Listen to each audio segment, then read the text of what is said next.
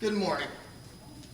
I'd like to take this opportunity to welcome everybody here. We do have quite a few visitors with us this morning. As you could tell from our time during that communion, we have a lot more people here this morning than we've been having. We're incredibly excited for that. Incredibly excited that we're able to all be here, able to worship God. Truly is one of the most wonderful times that we get, isn't it? This morning, if you remember last week, remember I started off and one of the first things that I said was it might feel a little bit uncomfortable. This morning, I don't mean this with anger or anything else, but I hope this morning is uncomfortable. And you're going to see why I hope it is here in just a moment. But please remember when I say that as uncomfortable as it might be for you, it is just as uncomfortable for me. This morning we're going to talk about servitude. And when we talk about servitude, think about today. Think about the people we have in our lives. Think about what we have in this world. We have public servants. We have a lot of them. We have firemen, we have policemen, EMTs, doctors, military members, even some politicians or political servants, public servants. All right? That's what we have. Their job is to help everybody else. Postmen, trashmen, all of these things. Without them, what ends up happening to the community that we live in? What ends up happening to the lives that we have? Well, they're greatly different. They're greatly different than what we've come to know, what we've come to expect. You know, when you look into the scripture, though, and you look in to find this word servant, what you actually end up is that it's used 568 times in the New and Old Testament. That's a lot of times that the word servant comes up. Sometimes referring to things as Abraham's servants, but sometimes it doesn't. More often when you look into the New Testament, where you find the word 83 times. 83 times in the New Testament. And you find out that it's most often referred to as how we act, what we do. If you add the word bondservant, you find out that the word is there 91 times. Is it starting to sink in how important servitude is? Because it really is. You see, when we talk about servitude, we understand that we have servitude unto God. That we are His servant. But sometimes we don't recognize that we're not just the servant of God, but in doing that, we become the servant to man. Turn over to Mark chapter 9, if you will.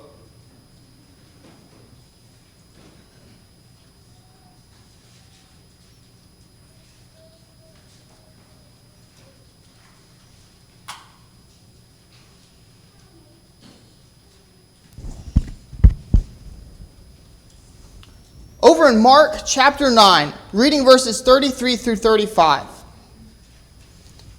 It says, Then he came to Capernaum, and when he was in the house, he asked them, What was it you disputed among yourselves on the road? But they kept silent. For on the road they had disputed among themselves who would be the greatest. And he sat down, called the 12, and said to them, If anyone desires to be first, he shall be last of all and servant of all. You see, when we look at Paul's life, we actually see that he understood he was a servant. He understood that, and he even calls himself a debtor to all men. This is an attitude that we need to have. We see the same idea, the same thought of Mark chapter 10, verse 43 once again. There it says, Yet it shall not be so among you, but whoever desires to be great among you shall be your servant. You see, I bring this up because when we talk about servitude, and we talk about our servitude, we have to understand that there is one example of servitude that we can't overlook. One example of servitude that just a moment ago we sang a song called 10,000 Angels. who shows the greatest servant of all. One that we just had the opportunity to remember what he did and partake of the Lord's Supper. The memorial that is set forth to remember him. We're not going to read Isaiah chapter 53 again, but we will refer back to it at times this morning. This morning, we're going to take our time and to take the time that we have to look at the greatest act any servant has ever done. An act that no one can ever beat. No one can ever do something greater. Pretty sure we all know what act I'm talking about. Christ. His death. But not just going to look at his death on the cross.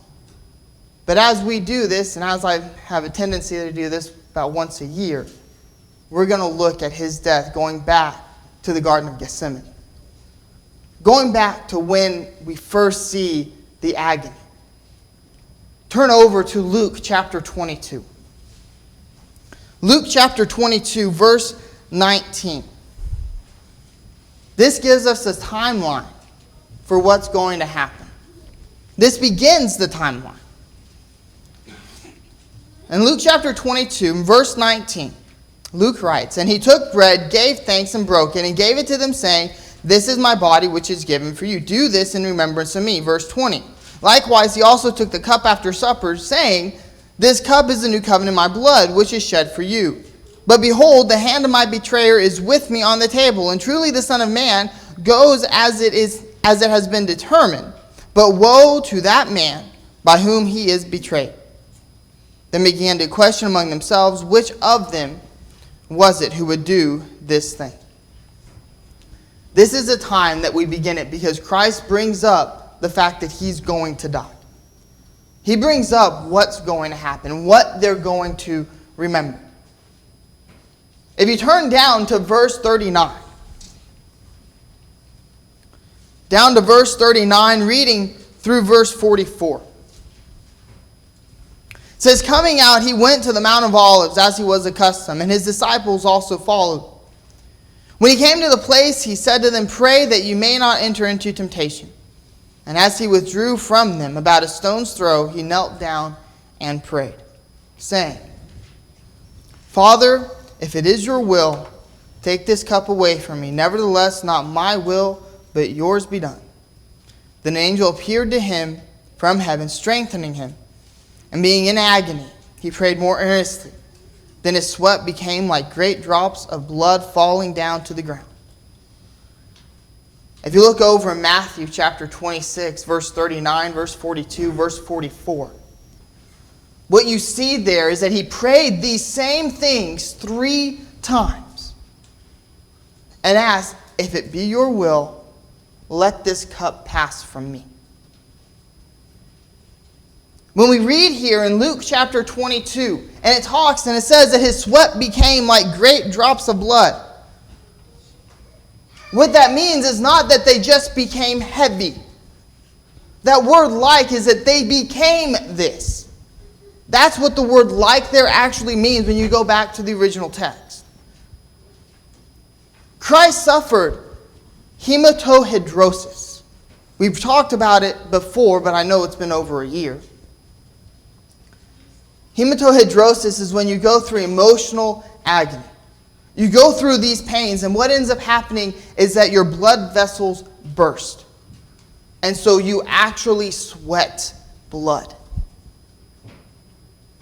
from emotional pain. This is what we see happening with Christ. Before anything else, he is already in emotional agony. So much so that he prays not once, not twice, but 3 times. Who here, when we're going through something hard, do we stop and just stop at once when we're praying? I don't think we do. I know for me, when I'm going to be facing something that maybe I'm not prepared for, maybe I'm not ready for, I find myself praying over and over and over again because I am afraid of what I'm about to face. I am scared to death about what's going to happen. I'm scared to death about what could happen. Christ is so afraid that he even asks God, he says, if it's possible, let this pass from me. But I talked about the greatest act of servitude. But he is such a great servant unto his Father, unto our Heavenly Father. Such a great servant in serving man, that he says, not my will, but yours be done. He says, I'm still going to go through with this if this is your will. That's what we see. That's where we see these things begin. So Jesus is in the garden, and Jesus is going to be betrayed. He's going to be betrayed. He's going to be arrested. Luke chapter 22, verses 47 through 48. When we look at his betrayal, it says, and when he was still speaking, behold, a multitude. And he who was called Judas, one of the 12, went before them and drew near to Jesus to kiss him. But Jesus said to him, Judas, are you betraying the Son of Man with a kiss? Think about our lives. Think about if we've ever been betrayed. Maybe it's not even something that is that major of a thing, but yet we were still betrayed. We told somebody that they needed to do something, and then behind our back, they tell somebody else, no, they didn't say that. That's betrayal.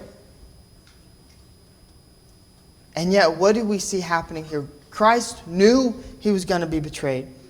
He told them at the table that he was going to be betrayed. Told them that the one who was going to do the betraying is sitting here with us. And then Judas comes to betray him with a kiss. Something that is supposed to be a positive. Something that shows intimacy, that shows love. And he uses it to betray Christ. If it's not bad enough to be betrayed in the back, to be stabbed in the back, and how much that hurts, Judas uses a kiss to betray Christ. And Christ is going to be arrested. Staying in Luke 22, looking in verse 54. It says, having arrested him, they led him and brought him into the high priest's house. But Peter followed at a distance. Well, that tells us that he's arrested. But let's turn over to John. Let's look in John to find out a little bit more. John chapter 18, verse 12. It says, the detachment of troops and the captain and the officers of the Jews arrested Jesus and bound him. And you can ask Brittany, I kind of like watching policey shows, CSIs, NCIS, that type of stuff. And whenever they are going to arrest somebody who is a prominent person, they have a tendency to say things like, just come with us. They don't put handcuffs on. They don't bind them. They don't do any of that. And they do it very quietly. That's not what happened. They brought a detachment of troops. That would be about 600 men. They brought the captain of these troops. In the military, if you want something done right, you make sure that somebody who is important is out there checking up on it. I know this because numerous times I've had somebody important come and bother me while I'm trying to do a job. But that's exactly what they did. They had somebody important come out to make sure that this was done. To make sure that Christ was indeed arrested and bound. And it's not bad enough that they come out and they bind him. They do so in the presence of a multitude. It is not denied what happened to Christ. Not denied how. And then Jesus is going to be taken. He's going to be taken back, and he's not just going to be put into a cell. You know, today they take him to, after they arrest somebody, they take them and they say, okay, we're going to go ahead and put you in this cell, and then we're going to, arraign you, and you're just going to sit here. No. That's not what happened with Christ. They took him. Turn over to Luke chapter 22 once again. Let's read verses 63 through 65 and see what they did to Christ during the night. Before he even goes before the Sanhedrin, as we're about to look, what they did to him. It says, now the men who held Jesus, right? This is before anything else happened. This is the men holding him, mocked him, and beat him. Christ hasn't been found guilty of anything. Christ hasn't been found that he deserves death or anything else, and yet they're already going to mock him. They're already going to begin to beat him. It says, and having blindfolded him, they struck him on the face and asked him, saying, prophesy, who is the one who struck you? And many other things they blasphemously spoke against him. And remember, don't forget this very important fact, that amidst all of this, Isaiah 53 verse 7 tells us that he was silent. Our Christ, our Savior, facing everything he's going to, is silent. That means he lets them do it. That's what's going on. So Christ is mocked, he's beaten, and then around 5 or 6 a.m., when it's day, that means when the sun has come up, Christ is brought before the Sanhedrin. Those who have sought to kill him. Staying here in Luke 22, going into the next verse in verse 66. It says, and as soon as it was day, the elders of the people, both chief priests and scribes, came together and led him into their council, saying, if you are the Christ, tell us. But he said to them, if I tell you, you will by no means believe. And if I ask you, you will by no means answer me, or let me go. Hereafter the Son of Man will sit on the right hand of the power of God. Then they all said, are you the Son of God? So he said to them, you rightly say that I am. And they said, what further testimony do we need? For we have heard it ourselves from his own mouth. They look for more testimony, though. They don't just leave it there. They seek after more. Turn over to Mark chapter 14. While Jesus is in front of the Sanhedrin, they bring false witnesses. Mark chapter 14, verses 55 through 56, it says, now the chief priests and all the council sought testimony against Jesus to put him to death, but found none. For many bore false witness against him, and their testimonies did not agree. Think about today. Again, in our justice system. We're supposedly innocent until proven guilty. And so they bring witnesses. And sometimes these witnesses perjure themselves. That's what we see here. They didn't agree. But if you were the one sitting there, you were the defendant sitting there, and you had to hear somebody lie and say that they saw you do something you didn't do, lie and speak these things against you, these things that a Christian would not do, how would that make you feel? Pretty sure that we would all feel boiling inside of us, wouldn't we? We'd be boiling up with anger because of this. And Christ stays silent. He lets them falsely accuse him. He lets them do these things. Jesus ends up going before Pilate. And we're going to look, he ends up going before Herod. And what do they find? Well, let's go back to Luke. And let's look in verses 1 through 5 of Luke 23. It says, and the whole multitude of them arose and led him to Pilate. Once again, we don't see just one or two people taking him, do we? This is a spectacle. This is a big deal. They're taking him to Pilate. It says, and they began to accuse him, saying, we found this fellow perverting the nation and forbidding to pay taxes to Caesar's, saying that he himself is Christ, a king. Once again, telling more lies about Christ. Then Pilate asked him, saying, are you the king of the Jews? And he answered him and said, it is as you say. So Pilate said to the chief priests and the crowds, I find no fault in this man. But they were more fierce, saying, he stirs up the people, teaching them throughout all Judea, beginning from Galilee to this place. So now they're bringing more false accusations against Christ while he's before Pilate. So what ends up happening? Verses 6 through 11, it says, when Pilate heard of Galilee, he asked if the man were a Galilean. And as soon as he knew that he belonged to Herod's jurisdiction, he sent him to Herod, who was also in Jerusalem at that time. Now when Herod saw Jesus, he was exceedingly glad, for he desired for a long time to see him, because he heard many things about him, and he hoped to see him some miracle done by him. Then he questioned him with many words, but he answered him nothing. And the chief priests and scribes stood and vehemently accused him. Then Herod with his men of war treated him with contempt and mocked him, arrayed him in a gorgeous robe, and sent him back to Pilate. You know, it's not bad enough that Jesus is falsely accused. Now he's brought before Herod, who wants to see these miracles and doesn't get to. And now he ends up having his men of war, mock him, treat him with contempt.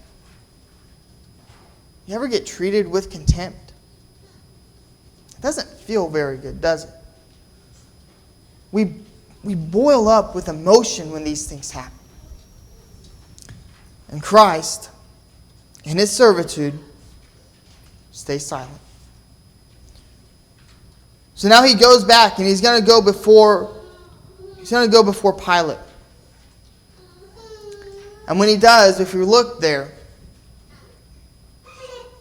in verse 14 of Luke 23. So it said to them, you have brought this man to me as one who misleads the people. And indeed, having examined him in your presence, I have found no fault in this man concerning those things of which you accuse him. No, neither did Herod, for I sent you back to him. And indeed, nothing deserving of death has been done by him. I will therefore chastise him and release him. For it was necessary for him to release one to them at the feast. And they cried out at once, saying, away with this man, and release to us Barabbas, who had been thrown into prison for a certain rebellion made in the city, and for murder. Pilate, therefore, wishing to release Jesus, again called out to them, but they shouted, saying, crucify him, crucify him.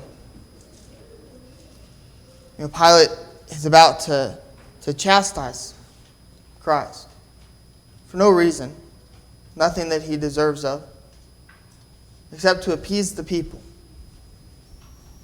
And this is what he's going to face. Turn over to Mark chapter 15. Mark chapter 15, verses 16 through 20, it talks about what they did to him.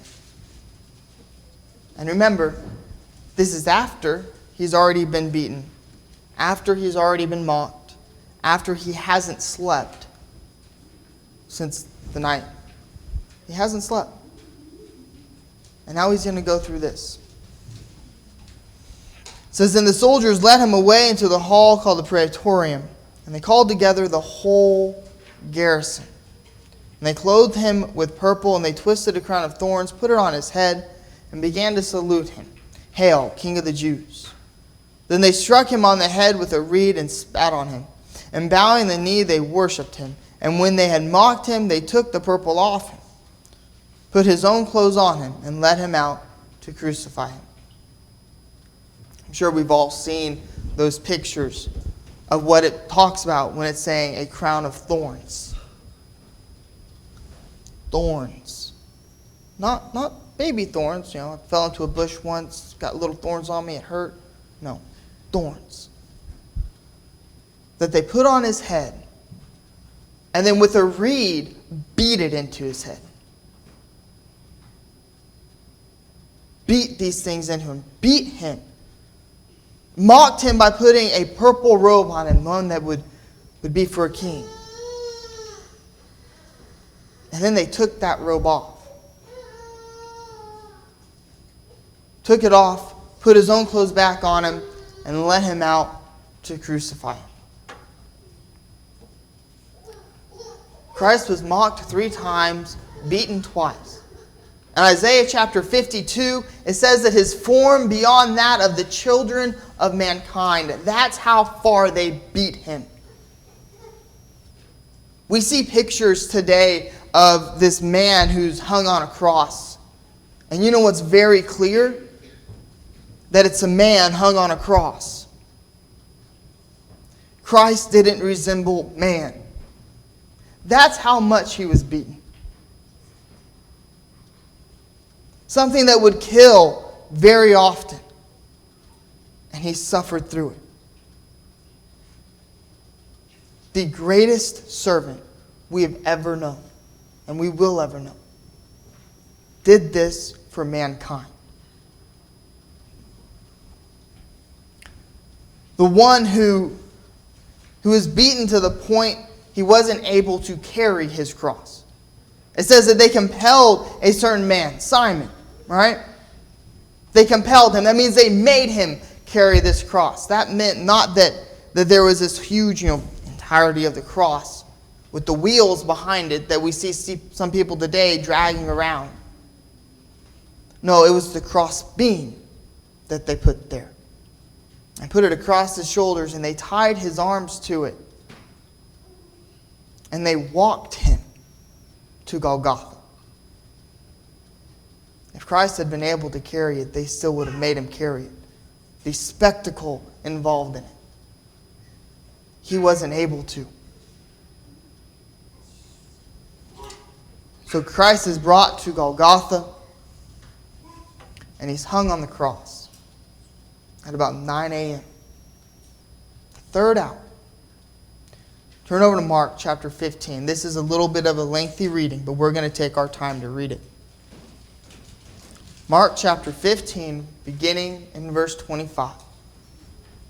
It says, "Now it was the third hour, and they crucified him. And the inscription of his accusation was written above, the King of the Jews. With him they also crucified 2 robbers, one on his right, the other on his left. So the scripture was fulfilled, which says, and he was numbered with the transgressors. And those who passed by blasphemed him, wagging their heads and saying, 'Ah, you who destroy the temple and build it in 3 days, save yourselves. Save yourself and come down from the cross.' Likewise, the chief priests also, mocking among themselves with the scribes, said, 'He saved others. Himself he cannot save. Let the Christ, the King of Israel, descend now from the cross, that we may see and believe.' Even those who were crucified with him reviled him. Now when the 6th hour had come, there was darkness over the whole land until the 9th hour. And at the 9th hour, Jesus cried out with a loud voice, saying, 'Eli, Eli, lama sabachthani,' which is translated, 'My God, why have you forsaken me?' Some of those who stood by when they heard that said, 'Look, he is calling for Elijah.' Then someone ran and filled a sponge full of sour wine, put it on a reed, and offered to him to drink, saying, 'Let him alone. Let us see if Elijah will come down to take him.' And Jesus cried out with a loud voice and breathed his last. Then the veil of the temple was torn in 2 from top to bottom.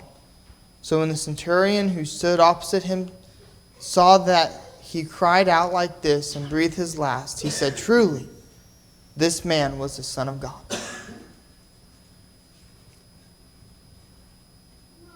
I decided to do a little bit more research. As I do, I found out that there is a group of German researchers who wanted to investigate crucifixion. They wanted to look into what happened.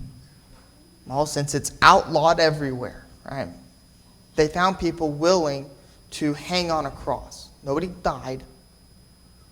But they hooked them up to monitors and they watched what happened to their body.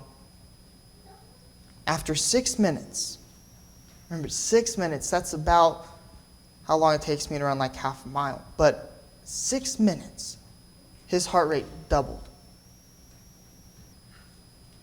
After 30 minutes, they were in such pain hanging on the cross by rope, not nails, ropes, that they had to take them down. Christ hung on the cross after being beaten and mocked for 6 hours, laboring for breath, laboring for these things, and yet he laid there. You see, he hung there for us. You know, we talk about needing to be a servant to mankind, and yet we forget to look at this. To look at what does it really mean to look and to treat somebody else better. Christ shows us what it means. He showed us what it meant to have love for somebody else. And boy, do we have love. Do we see that love from Christ? Do we see that love from God? What an awesome servant. My question this morning to you, as we draw our lesson to a close, is have we been buried with him? Decided that our lives, we're not going to be a servant to our own selfish desires. We're not going to be a servant to the things that we want. But rather, we're going to turn. We're going to be converted and be a servant unto God, to show that we are a servant unto mankind. If you haven't been baptized, this morning is an opportunity. We are buried in the death of Christ. What we talked about this morning is what we're buried into. We're buried into a death, raised to walk in newness of life as he was, where death no longer has its sting. Or maybe we've already done that. Maybe we've already been baptized, and yet we find that we've turned. Just as we can turn to God, we can turn away from God. And maybe that's us. Maybe we need to do something in a public nature, making things right. Maybe we just need to come forward and ask for prayers, ask for strength, because we feel ourselves turning away from God. Whatever the case is this morning, we ask, we plead, we beg you, make things right this morning as we stand and as we sing.